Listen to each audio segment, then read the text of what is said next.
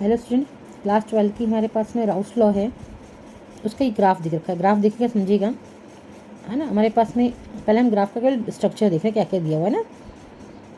X हमको solvent दिया है ना, मोल फ्रैक्शन दिया सॉल्वेंट के लिए, वेपर प्रेशर दिया है सॉल्यूशन का, ठीक है। और स्ट्रेट लाइन बन रहा है। स्ट्रेट लाइन जब भी बनता है तो समझ जाइए कि क्या दोनों प्रोपोर्शनल है ना। दो चीज़ें क्या है यहाँ पे प्रोपोर्शनल है, वेपर प्रेशर ऑफ सॉल्यूशन और मोल फ्रैक्शन ऑफ हमारे पास में सॉल्वेंट दिया हुआ है। स्टेटमेंट देखिएगा, राउट्स के लिए बहुत इंपॉर्टेंट लॉ है। अभी हमारे पास में जो है वो सीबीएसई में भी पूछा इस क्वेश्चन को। अब एमपी बोर्ड का पेपर है तो एमपी बोर्ड के अकॉर्डिंग हम लोग उसको पूरा डेरिवेशन देखेंगे। यहाँ पे राउट्स का स्टेटमेंट है, the vapour pressure of any solution containing a non volatile solid in volatile solvent is proportional to the mole fraction of the solvent in the solution. ये इसका ये बोलना पड़ा है कि जो वेपर प्रेशर है सॉल्यूशन का, है ना, क्या बोल रहा है वो, vapour pressure of any solution containing non volatile solid. Non volatile मतलब इसकी वेपर नहीं बनती हो। क्या बोला, इन वोलेटाइल सॉल्वेंट मतलब इसकी वेपर बनती हो। हम वाटर का एग्जांपल ले लेते हैं। वाटर की वेपर बनती है, वाटर क्या हो गया हमारा, वोलेटाइल सॉल्वेंट हो गया। वैसे भी यूनिवर्सल सॉल्वेंट है। इसके अंदर हमने कुछ ही मान लीजिए डिजोल्व कर दिया, मान लो शुगर डिजोल्व कर दी है या कोई सॉल्ट डिजोल्व कर दिया, तो वो क्या हो जाएगा हमारा नॉन वोलेटाइल, जिसकी वेपर नहीं बनती है। ऐसा हमने सॉलिड क्या करा, उसके अंदर डिजोल्व कर दिया। तो जब आपने सॉलिड को डिजोल्व करा है किसी वोलेटाइल सॉल्वेंट में, हमने एक एग्जांपल ले रहे हैं, एग्जांपल के लिए मैं बोल रही हूँ कि हमने शुगर ले लिया है और शुगर को डिजोल्व कर दिया वाटर के अंदर, तो वो क्या होगा। अब शुगर को आपने डिजोल्व करा सॉल्यूशन वाटर के अंदर, मतलब क्या बन गया, सॉल्यूशन बन गया। तो इस समय जो सॉल्यूशन का जो वेपर प्रेशर होगा, उसको हम लोग बोल रहे हैं vapour pressure of solution, directly proportional होगा मोल फ्रैक्शन ऑफ सॉल्वेंट। मतलब जितना तुम पानी लोगे उतना वेपर प्रेशर का क्या होगा, हमारा वेपर प्रेशर होगा सॉल्यूशन का। तो यदि वेपर प्रेशर बता रहे हैं हम लोग यहाँ सॉल्यूशन का, तो कितना होगा, जितना पानी होगा, है ना। क्योंकि भाई नॉन वोलेटाइल सॉलिड यदि हम बोल रहे हैं तो उसकी तो वेपर बनने से रही, वेपर बनेगी किसकी, केवल सॉल्वेंट की।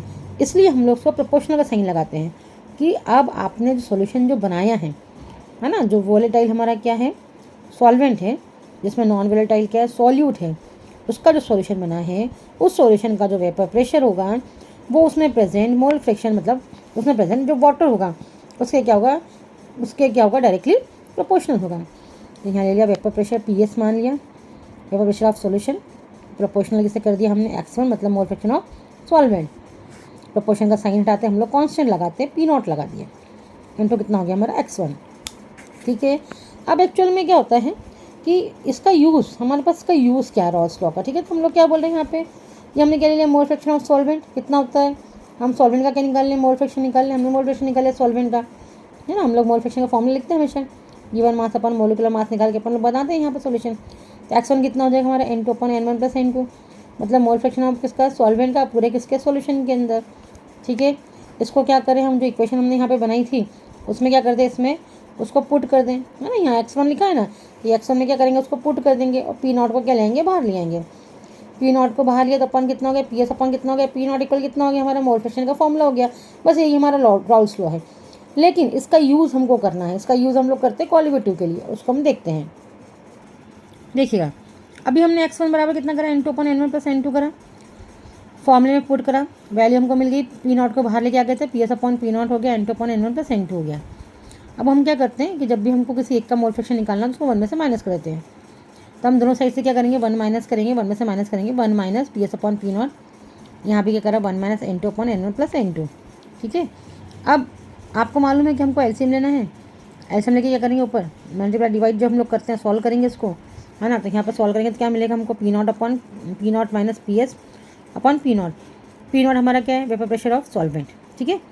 यहाँ क्या हो जाएगा, हम इसको जब कट करेंगे तो आपको सेम वैल्यू मिलेगी, माइनस प्लस ही कट हो जाएगी, बचेगा कि आपके पास में N1/N1 + N2। अब क्या बोले हम लोग यहाँ पे, इसका यूज़ करें, तो यूज़ क्या में करेंगे, इसका क्वालिटी प्रॉपर्टी फाइंड आउट करने के लिए। तो हमको मालूम है कि N1 क्या मोल हमारे हैं, तो N1 किसके बराबर होता है हमारा, W1/M1, N2 किसके बराबर होता है, W2/M2। चलो वैल्यू पुट कर देते हैं यहाँ पे, P0 माइनस क्या ले लिया हमने, PS/P0 लिख लिया। N1 कितना है, W1 कितना है, M1, ये कितना हो जाएगा, W1/M1 + W2/M2। अब एक और चीज़ समझिएगा, हमने क्या बोला, सॉल्यूशन कैसा हमारा डाइल्यूट है, सॉल्यूशन कैसा है, डाइल्यूट है, मतलब सॉलिड की मात्रा कैसी है, सॉल्यूशन के अंदर बहुत कम है, तो सॉल्यूशन किधर देता है, नीचे है, है ना। ये क्या ऊपर हमारा, हमने तो यहाँ पे N1 के मोल लिखे हुए, ये पूरे सॉल्यूशन के हैं, तो पूरे सॉल्यूशन के अंदर से जो सॉल्यूट का पार्ट है वो क्या हो जाएगा, नेग्लिजिबल हो जाएगा। ठीक है, सॉलिड का पार्ट हमने क्या कर दिया, यहाँ पे नेग्लिजिबल कर दिया। अब फॉर्मूला क्या बचेगा, P0 minus PS upon P0 equal क्या हो जाएगा हमारे पास में W1 upon M1 upon W2 upon M2।